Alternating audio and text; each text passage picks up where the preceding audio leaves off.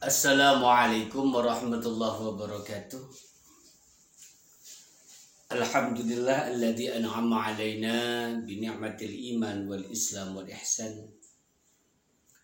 Walladzi ja'ala an-nikaha sababan li baqa'i naslil anam wa wasilatan ila ishtibaqi sa'udi wal aqwam. Asyhadu an la ilaha illallah wahdahu la syarika lah. Syahadatan wasilatan ila daris salam. Wa asyhadu anna sayyidina wa nabiyyana Muhammadan abduhu wa rasuluhu miftahu babil jinan. Allahumma fassalli wa sallim ala sayyidina Muhammadin khairil anam wa ala alihi wa ashabihi ya nabi'il ulum wal hikam. Aba ba'du, para pemirsa yang dirahmati oleh Allah Subhanahu wa taala, kita berjumpa di pertemuan perdana dalam rangka tajam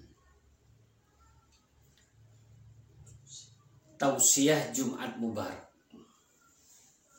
yang mana pertemuan perdana ini mengambil tajuk menciptakan keluarga yang sejahtera, cerdas dan mandiri. Kalau kita berbicara keluarga yang sejahtera, cerdas dan mandiri, maka harus dimulai dengan suatu perjalanan bahtera rumah tangga yang baik. Rumah tangga adalah terbentuk dari sebuah pernikahan. Terbentuk dari sebuah kesepakatan dari dua insan yang lain jenis. Ini awal menciptakan keluarga yang sejahtera. Karena tidak mungkin suatu keluarga yang sejahtera ini tercipta dari suatu hubungan yang dalam konteks di luar aturan Islam. Makanya disyariatkanlah pernikahan ini di mana-mana agama, khususnya di dalam Islam. Perkawinan adalah sebuah iktikad dan komitmen diri untuk selanjutnya dibawa sampai kelak menghadap Allah Subhanahu wa taala. Dikatakan kalau kita berbicara pernikahan atau perkawinan secara etimologi itu al-wad'u wal jam'. Berkumpul dan berhubungan itu adalah perkawinan. Ini secara lughatan atau etimologi. Siapapun yang berkumpul, hewan bisa dikatakan wate, itu dikatakan kawin. Ya. Ayam kawin, itu secara etimologi. Sehingga ada istilah kalau di luar perkawinan terjadi hubungan intim, maka dikatakan kumpul kebo. Kenapa dibahas saja seperti itu? Tapi wasyar'an atau secara terminologi adalah aqdun yatadammanu ibahata wad'in bilafti inkahin aw taswij.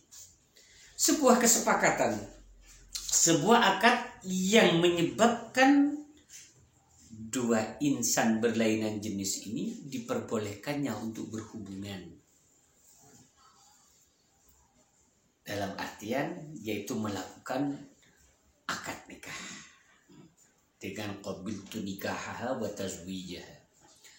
Tentunya dengan syarat-syarat dan rukun-rukun yang telah ditentukan dan digariskan di dalam syariat. Tujuan perkawinan apa? Orientasinya apa? Nah, ini kita coba ulas. Karena ini merupakan suatu awal dari terbentuknya sebuah keluarga yang cerdas, yang sejahtera, yang cerdas dan mandiri.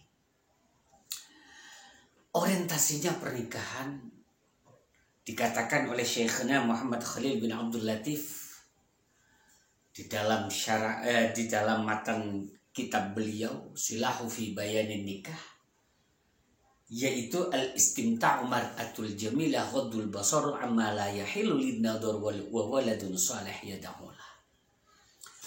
Orientasi pernikahan adalah 3. Yang pertama adalah al-istimta'u mar'atul jamilah, memilih pasangan kita yang kita anggap cantik, yang kita anggap sesuai. Walaupun kita ketahui kecantikan adalah relatif. Mungkin bagi orang cantik, bagi kita tidak cantik. Atau selera. Orangnya biasa-biasa saja. Tapi karena akhlaknya baik, boleh kita ambil. Karena tujuan pernikahan tidak hanya biologi semata. Masih ada 2 orientasi yang perlu kita gali lebih dalam lagi. Kalau sudah menemukan pasangan yang ideal bagi kita, walaupun Rasulullah Shallallahu Alaihi Wasallam ini menyampaikan bahwasanya kriteria perempuan ada 4, itu kalau sempurna. Tungkahul mar'atu limaliha, karena kekayaannya. Tujuannya apa? Kekayaan ini bisa untuk ibadah, untuk perjuangan kita. Wahasabiha, keturunannya. Kalau keturunannya baik, dengan harapan mudah-mudahan kita mempunyai anak juga, anak yang baik atau yang soleh. Wajamaliha, kecantikannya. Sehingga barangkali dengan kecantikan yang sudah dimiliki oleh istri kita, yang kembali kita sampaikan, yang sifatnya relatif, kita akan terhindar dari suatu kemaksiatan yang merupakan orientasi yang kedua, yaitu ghaddul basar amma la yahillu lin-nadhar, menjaga pandangan mata dari sebuah pandangan yang tidak dihalalkan oleh Allah Subhanahu wa taala. Artinya orientasinya ibadah. Biologis tersampaikan dengan aturan dan norma syariatnya Allah Subhanahu wa taala, berorientasi untuk sampai kepada hakikat hidup menuju Allah Subhanahu wa taala. Idza tazawwaja al-'abdu faqad istakmala nisfad din falyattaqillaha fi nisfil baqi. Rawahul Baihaqi. Dikala seorang hamba telah melaksanakan perkawinan, maka dianggap sempurnalah separuh dari agamanya. Maka bertakwalah kepada Allah, sisanya dicari separuhnya lagi dengan bertakwa kepada Allah Subhanahu wa taala. Artinya apa? Pernikahan ini tidak segampang membalikkan telapak tangan.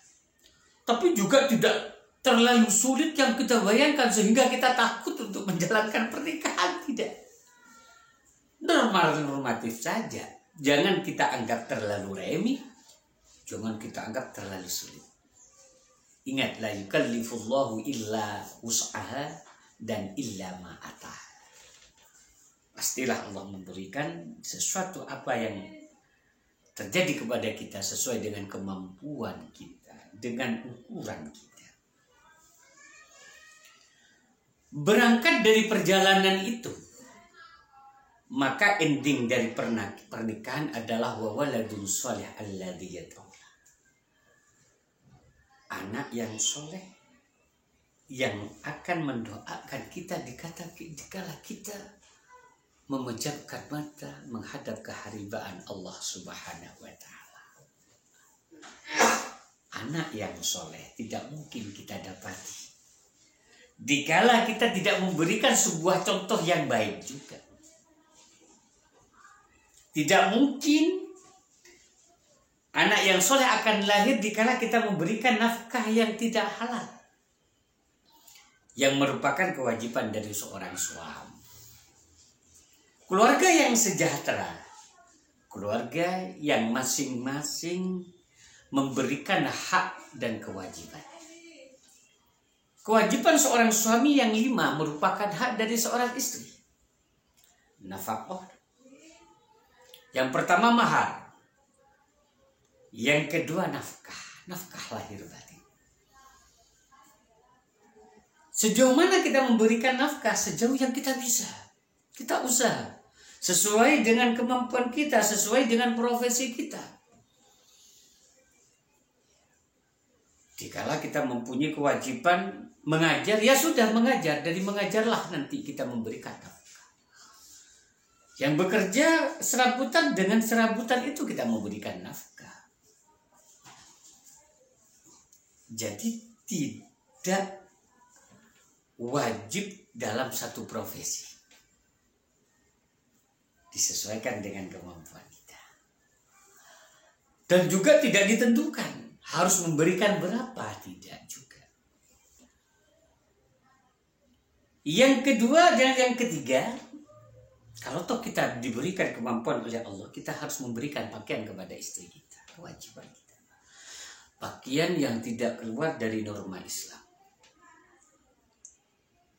Sehebat apapun kita. Tapi kalau perempuan kita ajak diberikan suatu pakaian yang menyolok, lantas istri kita selingkuh, jangan salahkan orang lain. Karena cara pemberi pakaian kita juga salah. Yang keempat, memberikan fasilitas tempat atau rumah. Yang mana rumah juga sifatnya relatif. Kalau zaman sekarang bisa ikut orang tua dulu. Kalau punya kemampuan mengontrak, menyewa, bahkan kalau ada kemampuan kita membeli sendiri untuk mempersiapkan anak-anak kita di dalam satu rumah guna mendidiknya. Yang kelima, wa'ashiruhunna bil ma'ruf. Inilah kunci dari keluarga yang sejahtera. Harus mempergauli istri dengan bijaksana. Kita harus betul-betul mengerti karakter dan sifat si istri. Ada kalanya harus berlunak, ada harus kita bersikap sedang, ada harus terkadang kita membutuhkan ketegasan di dalam bersikap. Ini yang dimaksud dengan ma'ruf. Contoh yang paling singkat orang yang bijaksana. Kita memberikan pendidikan kepada anak, baik itu dengan pendidikan formal maupun non formal, atau memberikan pendidikan dengan memberikan punishment, atau dengan memberikan reward. Punishment adalah hukuman yang terukur. Hukuman kepada anak dikala kita tidak sholat. Kalau umur sudah 7, 9 dan seterusnya, kita boleh memukul, tapi memukul yang sekiranya tidak membahayakan. Punishment. Atau kita tidak memberikan jajan, uang jajan. Begitu pula kita memberikan reward. Dikala mempunyai prestasi, kita harus memberikan reward sesuai dengan kemampuan. Tidak bijak seorang bapak memberikan hadiah sepeda motor dikala anak itu masih berumur 4 tahun. Karena tidak mungkin menggunakannya. Itulah pernak-pernik untuk menuju keluarga yang sakinah atau yang sejahtera. Kita harus bersikap cerdas, menggali potensi yang ada pada diri kita. Jangan pernah menyerah. Jangan ditakuti oleh batasan-batasan yang belum kita tentu mampu melakukan, tidak mampu melakukan. Kita tidak yakin mampu. Kita coba dulu. Keluarga yang cerdas adalah keluarga yang bisa bersikap dengan situasi kapan saja, di mana saja. Bersikap bijaksana dan bersikap yang berlandaskan ilmu. Kecerdasan tanpa ilmu, maka kecerdasan itu menjadi kecerdasan yang naif.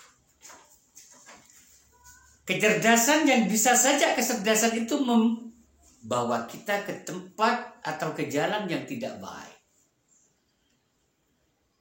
Tapi kecerdasan yang dilandaskan oleh ilmu, yang dilandasi oleh ilmu, maka merupakan kecerdasan yang akan membawa kebaikan dari dunia sampai akhir. Al-ilmu sayyidul amal wal amalu tabi'u. Man arada dunya fa'alaihi bil ilm. Wa man arada al-akhirah fa'alaihi bil ilm. Wa man aradahuma fa'alaihi Kecerdasan adalah kemampuan memanage situasi dengan otak yang sehat yang berlandaskan dengan ilmu dan norma-norma agama. Yang terakhir adalah keluarga yang mandiri. Mandiri adalah suatu sikap yang harus kita tanamkan kepada anak kita. Tidak perlu kita tergantung kepada situasi apapun, tapi harus mengembalikan semuanya kepada Allah Subhanahu wa Ta'ala. Dengan situasi yang pandemik ini, kita ikuti aturan-aturan. Jangan terlalu paranoid, ketakutan yang berlebihan sehingga kita membatasi kita untuk beraktivitas, membatasi kita untuk melakukan sesuatu yang bermanfaat, melakukan sesuatu yang prestasi. Seorang yang hebat yaitu seseorang yang mampu berprestasi dalam keadaan yang terburuk. Begitu pula keluarga yang mandiri adalah keluarga yang selalu berusaha untuk bangkit, yang selalu berusaha untuk menjadi lebih baik dan lebih baik lagi. Dan jangan lupa bertawakal dan menyerahkan diri hasilnya segala kepada Allah Subhanahu wa Ta'ala. Pemirsa yang dirahmati oleh Allah, demikian untuk pertemuan perdana ini. Monggo silahkan, kalau toh ada bahasa, susunan kata yang kurang baik, ditegur dan disampaikan dengan cara memberikan komen. Jangan lupa men-subscribe dan meng-share apa yang telah kami sampaikan. Dikala bermanfaat, dikala tidak bermanfaat, buang dan hapus saja. Wallahu muwaffiq ila aqwamit thoriq. Wassalamualaikum warahmatullahi wabarakatuh.